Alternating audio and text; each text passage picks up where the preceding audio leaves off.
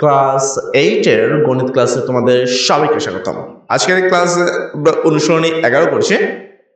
দেখো, গত ক্লাসে কিন্তু আমাদের সকল অধ্যায়টি কমপ্লিট হয়নি এবং অনেকগুলো অধ্যায়কে আমরা স্কিপ করে এই অধ্যায়টি করছি। আর বিশেষ কারণটা হলো এই অধ্যায়টা থেকে কোনো অধ্যায় আসলে গুরুত্বপূর্ণ না, তাই আমি অনেকগুলো অধ্যায়কে স্কিপ করে এই অধ্যায়টাকে একটু আগে দিচ্ছি তোমাদের, যেন তোমরা একটু ভালো একটা প্রিপারেশন নিতে পারো। দেখো, অর্ধবার্ষিক পরীক্ষা 2025 অথবা বার্ষিক পরীক্ষা যদি বলে অনুসরণে এখান থেকে দুইটা প্রশ্ন আসবে, এটা 100% গ্যারান্টি, কারণ অলরেডি তোমাদের যে সিলেবাস সেটা কিন্তু প্রকাশ করা হয়েছে এবং সেখানে কিন্তু বলা হয়েছে যে এখান থেকে দুইটা সৃজনশীল প্রশ্ন আসবে এবং তোমার বাধ্যবাধকতা নেই, তুমি চাইলে এখান থেকে দুইটা সৃজনশীল প্রশ্নই লিখতে পারো।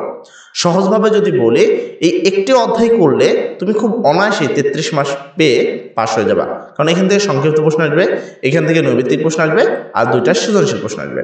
তার মানে এই একটি অধ্যায় করলেই একটা দুর্বল স্টুডেন্ট কিন্তু পাশ করতে পারে গণিত সাবজেক্টে। তাই আমি মনে করি যে এই অধ্যায়টি সবচেয়ে বেশি গুরুত্বপূর্ণ এবং এই অধ্যায়ের উপরে অবশ্যই সর্বপ্রথম ক্লাস নেওয়া উচিত। তাই মোটামুটি আমি 3-4টা অধ্যায় রেখে আমি এই অধ্যায়টি শুরু করলাম। প্রথম যদি আমরা খেয়াল করি, লিখছে নিচের কোনটি দ্বারা শ্রেণীব্যাপ্তি বোঝায়। দেখো, শ্রেণীব্যাপ্তির যে সূত্রটা সেটা হলো তোমাকে জানতে হবে। শ্রেণীব্যাপ্তির সূত্র হলো দেখো এখানে বলা হয়েছে কি, উপাত্ত সমূহের মধ্যে প্রথম ও শেষ উপাত্তের ব্যবধান। অ্যাকচুয়ালি শ্রেণীব্যাপ্তি মানে কি পরিমাণ ব্যবধান নিছ, এটা এরকম কোনো কথা না যে প্রথম আর শেষের ব্যবধান হবে। তুমি যেমন ব্যবধান নিবা সেটাই তোমার উত্তর হবে। আচ্ছা, সেক্ষেত্রে আমরা 1 নম্বর প্রশ্নের উত্তর হবে ঘ নাম্বারটি, যেখানে প্রতিটি শ্রেণীর অন্তর্ভুক্ত ক্ষুদ্রতম ও বৃহত্তম সংখ্যার ব্যবধান। এটা হলো তোমাদের ঘ নম্বর প্রশ্নের উত্তর। তারপর যাবো তোমাদের 2 নম্বর প্রশ্নে। 2 নম্বর প্রশ্ন হলো একটি শ্রেণীতে যতগুলো, তুমি যদি ভালো করে খেয়াল করো, এখানে একটি শ্রেণীতে যতগুলো উপাত্ত অন্তর্ভুক্ত হয় তার নির্দেশক নিচের কোনটি। একটা শ্রেণীতে যতগুলো কি থাকে, তোমাদের উপাত্ত থাকে, উপাত্ত অন্তর্ভুক্ত হয় তার নির্দেশক নিচের কোনটি। তার নির্দেশক হলো শ্রেণীর গণসংখ্যা। তার নির্দেশক কি? শ্রেণীর গণসংখ্যা। আচ্ছা, আমরা একটু রাবারটা একটু বাড়িয়ে নেব, কারণ এটা ছোট। হ্যাঁ, এবার মোটামুটি হচ্ছে। আচ্ছা, তারপর 3 নম্বর প্রশ্ন, 8, 12, 16, 17, 20 সংখ্যাগুলোর গড় কত? দেখো, একটা সংখ্যার গড় মানে হলো এই সংখ্যাগুলোকে আগে তোমার ক্যালকুলেটর ইউজ করে যোগ করতে হবে। সাপোজ আমি একটা ক্যালকুলেটর তোমাদের বোঝার সুবিধাতে নিয়ে আসছি, একটু ওয়েট করবা, জাস্ট আমি একটা ক্যালকুলেটর নিয়ে আসবো। যদি আমি এখানে সাইন্টিফিক ক্যালকুলেটর করছি, কারণ আমার কাছে সাইন্টিফিক ক্যালকুলেটরই আছে, বাকি ক্যালকুলেটর নাই, তুমি চাইলে অন্য ক্যালকুলেটর দিয়ে করতে পারো। এখানে রয়েছে প্রথমে 8, আমি যোগ করব 8, তারপর দেব 12, তারপর আবার যোগ, তারপর হলো তোমার 16 যোগ। মেন কথা হলো গড়ের বিষয়টা বুঝবো, যে এইটা আসবে না, কিন্তু গড় প্রশ্নটা বোঝা তোমার ইম্পর্টেন্ট। তারপর কত? 17 যোগ, তারপর তোমার 20, তাই হলো 20। তো মোটামুটি আমাদের 73 আসলো এবং এই সংখ্যাটাকে আমাকে কয়টা সংখ্যা আছে সেটা দ্বারা ভাগ করতে হবে। 1, 2, 3, 4, 5, তাহলে সংখ্যা আছে 5। যদি আমি 5 দ্বারা ভাগ দিই, তাহলে আমাদের ক্যালকুলেটর অপশন আছে 14.6। তার মানে এই প্রশ্নের উত্তর হবে 14.6, যেটা আমাদের ঘ নম্বর প্রশ্ন।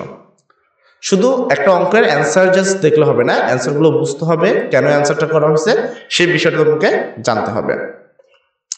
4 নম্বর প্রশ্ন, 10, 12, 14, 18, 19, 25 সংখ্যাগুলোর গড় মধ্য কত? আচ্ছা, একটা সংখ্যার যদি মধ্যক আমি বলি, এখানে আমরা যদি একটু নিচে আসে, অ্যাকচুয়ালি তোমাদের বইয়ের পিডিএফটা অনেকটা ঘোলাটে, যার কারণে আমাকে ওই জায়গায় ইউজ করলে বেটার মনে হয়। আচ্ছা, তারপর আমি 3 নম্বর প্রশ্নটা দেখছি, এখানে গড় তো আমরা করলামই, সেটা হলো 14.6। আচ্ছা, তার নিচে আমরা যদি আসি পরের প্রশ্নে, তো বলা হয়েছে 4 নম্বরে এর মধ্যক কোনটি? মধ্য কোনটা? দেখো, এখানে কয়টা সংখ্যা আছে? 1, 2, 3, 4, 5, 6, 6টা। আমি এখান থেকে দুইটা একটা করে বাদ দিই, এখান থেকে দুইটা বাদ দিই। এখানে মাঝখানে কয়টা সংখ্যা থাকবে? 2টা। মধ্যক নিয়ম করার হলো মাঝখানে যারা আছে, এখন এটাও যদি বাদ দিই, এটা যদি মাঝখানে কিছু থাকবে না, তার মানে এই দুইটাকে আমার কি মধ্যক করতে হবে। মধ্যকের নিয়ম হলো এই দুইটা যদি থাকে তাহলে এই দুইটার গড় নির্ণয় করা, আর গড় নির্ণয় করার টেকনিক তো খুবই সহজ। এদেরকে আমরা যোগ করব, 14 যোগ কত? 18।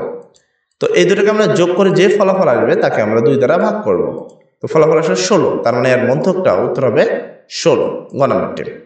5 নম্বর প্রশ্ন, 6, 12, 7 এখানে যদি খেয়াল করো সংখ্যাগুলো কিন্তু এলোমেলো ভাবে আছে। 12, 21, 12, 11, মানে 11, 12, 11, 7, 11 নিচের প্রচুরক কোনটি? প্রচুরক মানে যে সংখ্যাটি সবচেয়ে বেশি বার ব্যবহার করা হয়েছে সেটা অ্যাকচুয়ালি প্রচুরক।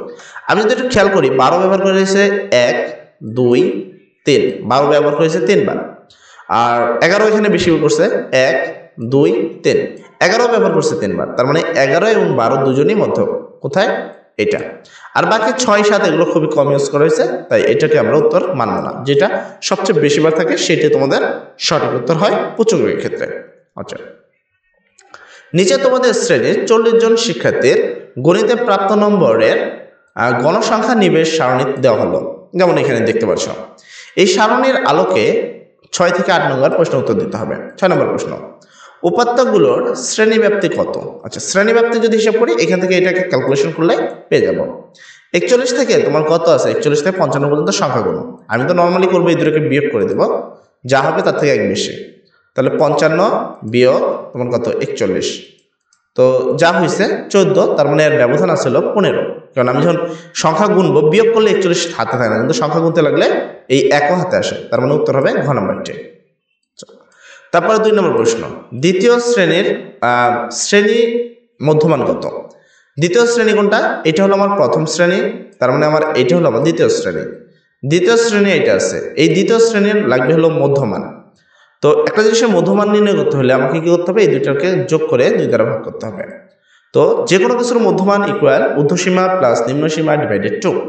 তাহলে ঊর্ধ্বসীমা এখানে 70, মানে সবচেয়ে বড় সীমা হলো 70, প্লাস নিম্নসীমা হলো 56।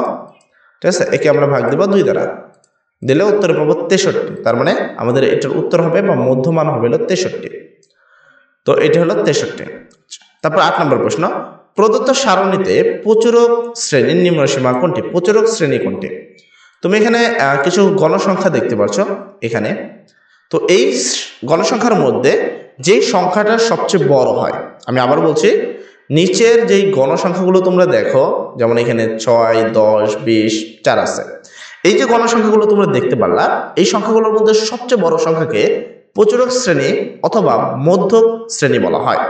তো এখানে আমি যদি দেখি, এখানে 20-এর থেকে বড় কেউ নেই, তো 20কে আমরা প্রচুরক শ্রেণী অথবা মধ্য শ্রেণী বলতে পারি। এবার প্রচুরক শ্রেণী তো আমরা চিনলাম, এটা প্রশ্ন বলছে কি প্রচুরক শ্রেণীর নিম্নসীমা কত? আচ্ছা, আমরা খেয়াল করি এটা আমাদের প্রচুরক শ্রেণী, যেখানে হলো 71 থেকে 85। তার মানে ছোট কোনটা? ছোট হলো 71, এটা হলো নিম্নসীমা। আর বড় কোনটা? এটা 85, যেটা হলো ঊর্ধ্বসীমা। তার মানে আমাদের উত্তর হলো 71, নিম্নসীমাতে এসেছে প্রশ্নে। তাহলে নিম্নসীমা হলো 71। ঠিক আছে, তো আমরা প্রশ্নের উত্তর কিন্তু করে ফেললাম। এরপরে তুমি একটা সৃজনশীল প্রশ্ন দেখতে পাচ্ছ 9 নাম্বার, এবং কিন্তু আমি যখন সাজেশন দিয়েছি এবং এটাকে 100% গ্যারান্টি দিয়েছি যে যদি কোনো প্রশ্ন আসে 9, 15, মানে পূর্বের ক্লাসটা দেখবা যারা দেখোনি, তো এইখান থেকে 100% প্রশ্ন আসবে। তাই আমি তোমাদের এই প্রশ্নটাকে 100% গুরুত্ব সহকারে করবার জন্য রিকমেন্ড করব। অবশ্যই আমরা করব, আপাতত আমাদের ক্লাস টাইমটা শেষ হয়ে গেছে, আগামী ক্লাসে আমরা এই ক্লাসটা তোমাদের করে দেব। তবে অবশ্যই সেই ক্লাসের অপেক্ষায় থাকবা, কারণ এই ক্লাসটি খুবই গুরুত্বপূর্ণ এবং খুবই মনোযোগ সহকারে বোঝানোর চেষ্টা করবো ইনশাল্লাহ, যতটুকু টাইম লাগে। সর্বোপরি কথা, সবাই ভালো থাকো, সব জন্য দোয়া করি। আসসালামু আলাইকুম।